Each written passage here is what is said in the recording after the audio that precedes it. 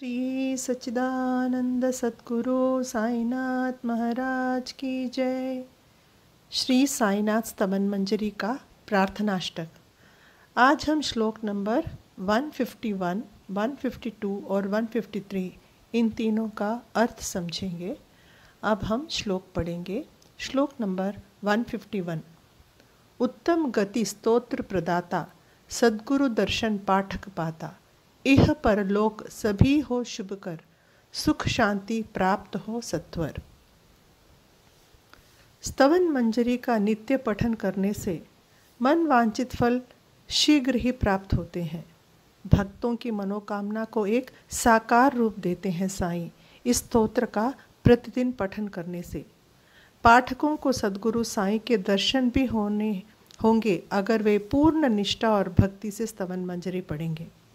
इह परलोक यानी कि इस मनुष्य, ये जो मानव जिस लोक में रहता है वो भूलोक और जाने वाले स्वर्ग लोक, इन दोनों लोकों के जो सुख हैं, समृद्धि है, शांति है, सभी अभी प्राप्त हो जाएंगी उस भक्त को। सुख, संतोष, तृप्ति आदि तुरंत मिलते हैं इस स्तोत्र का पठन करने से। इस प्रकार दासगणु हम सबको आश्वासन देते हैं। श्लोक नंबर 152। स्तोत्र पारायण सद्य फल दे, मंद बुद्धि को बुद्धि प्रबल दे। हो संरक्षण अकाल मरण से, हो शत आयु जन स्तोत्र पठन से।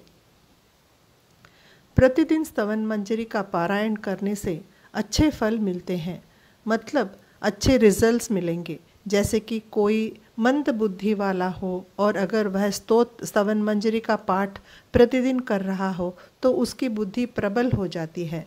अल्प आयु के लोगों को दीर्घ आयु का वरदान प्राप्त होता है और अकाल मरण से उनकी रक्षा होती है।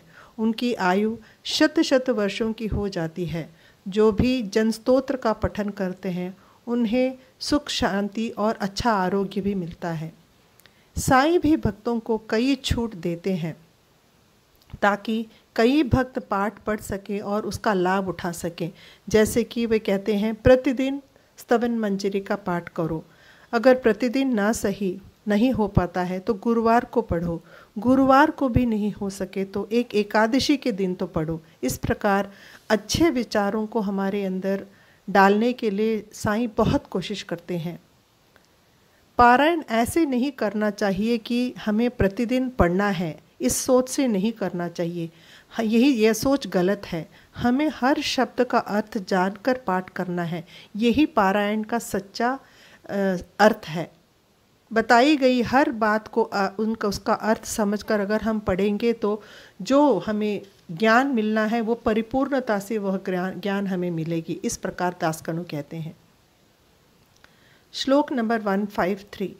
निर्धन धन पाएगा भाई, महाकुबेर सत्य शिव साईं। प्रभु अनुकंपा स्तोत्र समाई, कवि वाणी शुभ सुभग सहाई। दासगणु आगे बताते हैं कि स्तवन मंजरी का लगातार पाठ करने से और क्या क्या लाभ, क्या क्या फल हमें मिलते हैं। निर्धन धन पाएगा, यह धन साक्षात कुबेर ही देंगे। साईनाथ भगवान की अपार कृपा के कारण जो भी स्तोत्र का पठन करेगा उसके सारे कष्ट मिटेंगे और उसकी हर मनोकामना साईं पूरा करेंगे।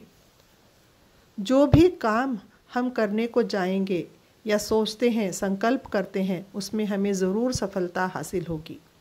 दासगणों द्वारा रचित स्तवन मंजरी स्तोत्र पर साईं की असीम कृपा बरसी है और दासगणों को सुख, शांति तथा साईं का आशीर्वाद भी मिला।